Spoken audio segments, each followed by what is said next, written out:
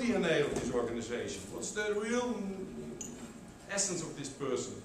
What's the soul of this person? You start to look in an appreciative way and still be realistic also. Because some of my appreciative inquiry colleagues sometimes I think, oh, but it's your attitude is okay, but are you realistic at the same time? So helping people to go through the motions. Thus take courage for yourself also. Because that relationship with your client is not always easy. And sometimes my clients hate me for what I tell them. So a client has got to hear that, hey guy, when we work through all these questions, find out what.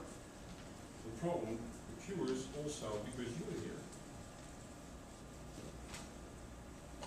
The last 2 weeks, I had 2 chairmen that resigned as a part of the process I worked them through. During the same work conference, we worked out that the guy who was in the charge, is the one in charge, was not a guy who was supposed to be the one in charge. And he was certainly not role modeling the behavior they aspired to role model. Everybody knew for years, but nobody told him. Nobody had the courage to say to in this case, his name was Piet, okay, you are former chairman, but nobody thinks that you, even your secretary don't take you seriously. You're still a nice guy, and we like you a lot. But this is not the thing that's good for your organization that you keep on doing. And the great thing was, because of the love in the process, he decided to step away, but he could stay in the process to help his new colleagues out. The difference, can it be combined? Yes, it has got to be combined. But you keep on, let's say, the loveful things working, but still offer a clear mirror. Yes, is it tough? Yes, it is. This was the title of our first book, No Nonsense with a Heart. And you know why it's tough? Because it goes along your own mirror. It comes along all your own insufficient parts. But you're in the game also. You're not exclusive. Hopefully a little bit more aware about your own challenges than our clients are, but we are not without challenges. I'm not without challenges. I'm scared little boy inside also to admit to you. It took me some coaching and some therapy to look through the motions and to prevent me from projecting too much, and I'm still projecting, if I'm honest. But is honesty not the only way to cope with this type of ego stuff in your own existence? Is that not all we deliver? Pure honesty within the borders of our consciousness? Is that that's what we have to deliver? We are imperfect. Celebrate your imperfectness. So change dynamics change also. So goal, arrival, and in the expedition metaphor, full potential is the goal. Structural change instead of high performance. Starting point is being in control and staying in control.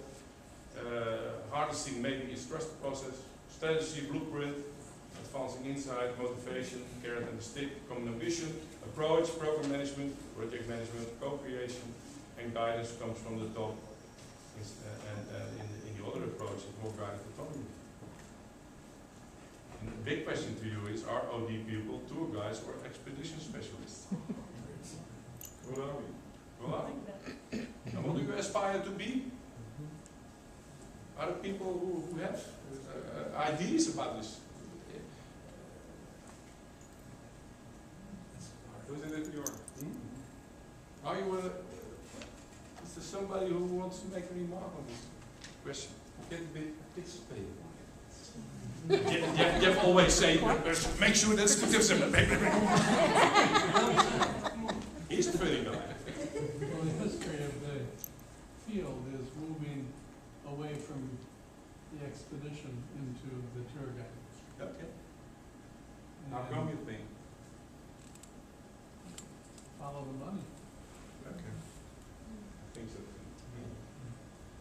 pretending to be a tour guide. Maybe. Did you hear what I said?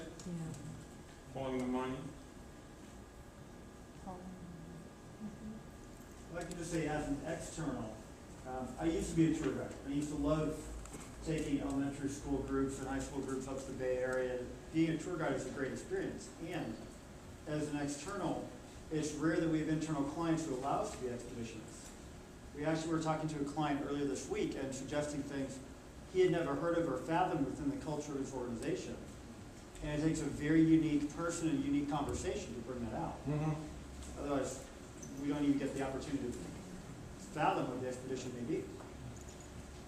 That's an interesting one. Do they allow us? I mean, we were discussing that this morning about how much do they allow us. I mean, when you wait for allowance, tricky thing. I agree with that, and you don't have to make a choice between No, you can do being able to choose when and where and how, which, under what circumstances, but it's having the capacity and value when one might be helpful and when one might get in the way. And you can create a lot of havoc as an expedition. Especially I have. To do it first, When I think of a tour guide, it's almost preordained of where you're going. You've done the tour. You've done it quite numerous amounts of time. An expedition specialist, you have to be able to adapt to what's happening. Because you're taking people out of something that's totally different to them and probably different to you. And so mind state and how I view the world now in a transformative time, we need to be expedition specialists. But for tour guides, I don't know the value that we're adding to a larger good. So I think hopefully we're transitioning to be expedition. Okay. Thank you. I think you're right. I think that, in my experience anyway, that we start out being a tour guide because we try to give the client some confidence and certainty in our ability. We sprinkle all sorts of methodology and plans and roadmaps and that sort of thing that will get you from point A to point B and will hold your hand in the process.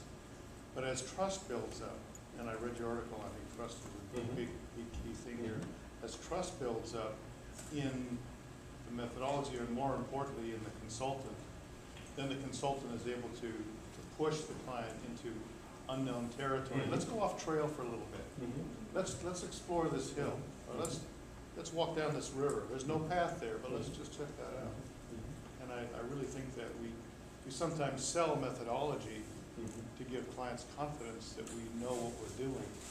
But in my experience, it's never the same road twice. Never. No, I once tried a balanced scorecard on my marriage, but it didn't work.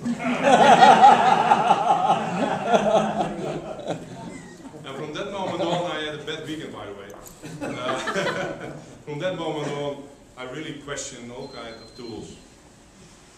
I really question all kinds of tools. Is it really, you know, and a lot of people are earning a lot of money with it. The hate consultants, etc.